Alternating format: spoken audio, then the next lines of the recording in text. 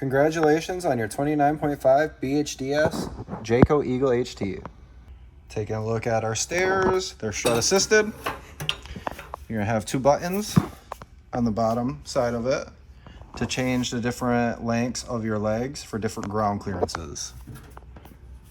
And then it just sits right on the frame when it's fully up.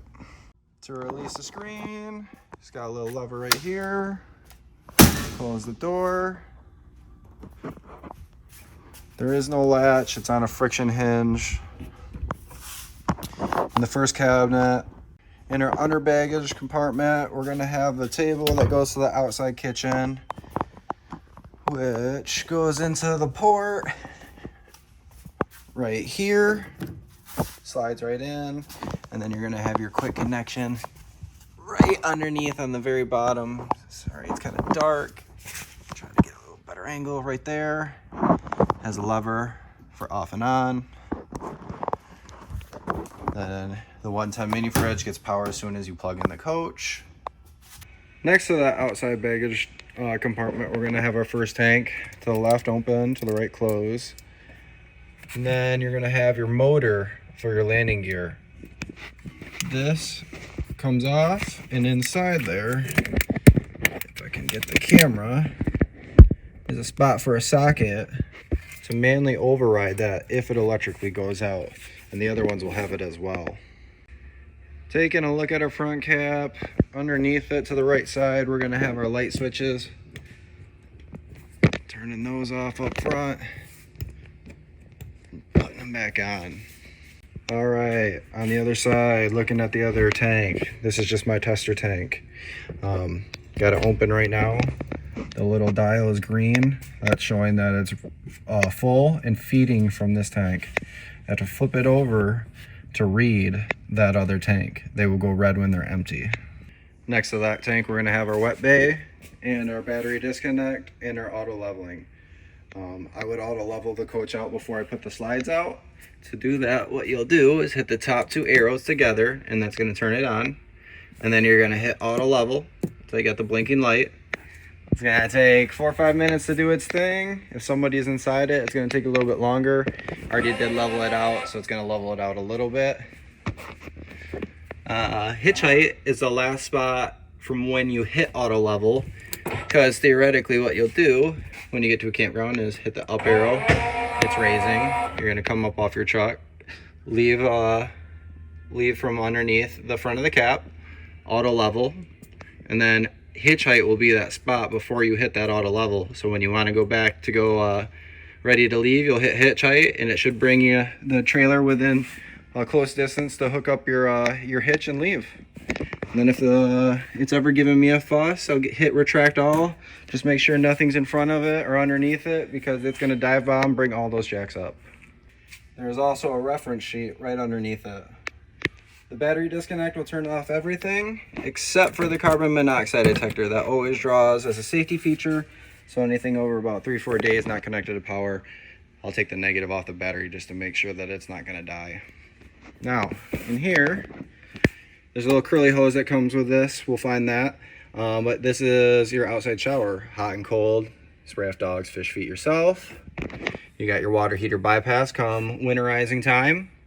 Down in here, you're gonna have a water pump switch, a black tank flush, which is a sprinkler inside the black tank. So as long as you got a pressurized hose, it'll clean the inside of that black tank. And then the two tabs, you're doing correlating to what type of camping you're doing. So if you are in the winterize mode, like it is right now, it'll actually turn this into a suction via your pump.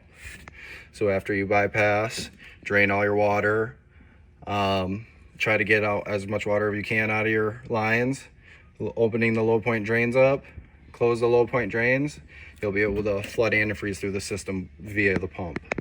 And then this is the city water connection, and you just do correlating tabs to what type of camping you're doing. Got our two grays on our right, our black on our left. We like to do our black tank flush, and 2 grays, just so that the gray water is last and it's the cleanest water, trying to clean out the end. Right underneath here, we're gonna have our sewer port right to the right of us. Taking a look at that sewer port, just above it, you're gonna have your red and blue low point drains. So your hot and cold low point drains. Near the back compartment, you will have another gray water pull and sewer port right there. On the back, your backup camera ready. That is just a fake right now. You need to buy the camera, take that fake out, and then there's a cord behind there with a plug and play to put the backup camera in if you do want one. Not necessary, but it is a nice feature. Back on the door side by the tires, we're gonna have our refrigerator access quarter turns if you ever have to access that. And then below, behind the tire, you're gonna have your fresh tank drain pull right there. For the table, to make it into a bed, you'll lift up. There's prongs that sit back there. Push down the table. Sorry, it's a little hard with one hand right now. And then when you lift it back up, get these prongs into the slots. You can do this one-handed. Like that. The theater seating, you're gonna have some pulls on the insides of the seats to release the chairs. For the bunk area, don't forget to latch the button for the door when traveling. When we take a look at the back of the TV, you got this little clip right here. It goes through this little hole. That's gonna help keep it from opening up. Just get the pantry, and right behind here, you're gonna have a button that toggles between local or cable, if you got cable from a campground. Sorry, I can't really demonstrate this well with one hand, but you hold in the pilot light symbol while you click the clicker until down there, that little spark turns into a flame. And then once a flame, you'll be able to roll it over to the desired temperature. Then for the bathroom, you'll just want to flush the toilet about a gallon of water into the black tank with a toilet chemical solution, just so something's always swishing around. You don't want it to be dry in there. Now clear that out when it's 2/3 full. And then inside you just got USBs and outlets in your bedroom, light switches, and then TV connections. And there is some storage underneath. You're gonna have that curly hose for that outside shower, and then the lug crank.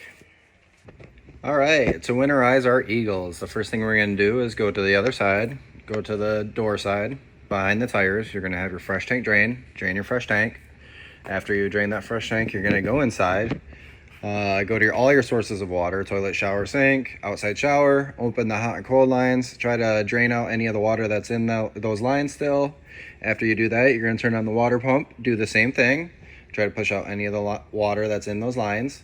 After you do that, you're gonna go to your low point drains, open the low point drains, let the water drain from there. Once you have most of the water completely drained, close those low point drains. Then you're gonna come inside your wet bay. You're gonna go to your water heater bypass, put it to the bypass mode so nothing can enter the water heater. Once you do that, you can go to your water heater, pull the pressure release valve, hear that pressure die off. Release your anode rod to release the water. Just set it in there when you're done. After that, you're gonna come back over here, put it to the Winterize tab. Once you're in Winterize, this hose port will turn into a suction, so you can cut off the end of a hose, put it to your jug of antifreeze, turn your water pump on, go to all your sources of water, pump that antifreeze through until you got that antifreeze coming out of all the spigots for all the sources of water, outside shower, toilet, shower, sink. After we got antifreeze coming out of all of our sources of water, we will want to drain the tank still. And then after you drain the tanks, you will still want to put a little bit of antifreeze down the drains.